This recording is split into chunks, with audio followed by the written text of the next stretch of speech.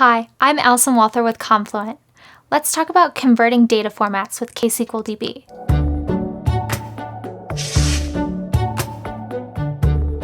Now, depending on your use case, you'll want your data in different formats, and that's exactly what we'll cover in this lesson. ksqlDB provides a way for us to specify the data format for our event streams, and to convert event data from one format to another. Many event streams flowing through Kafka are in Avro format, which is very efficient and useful.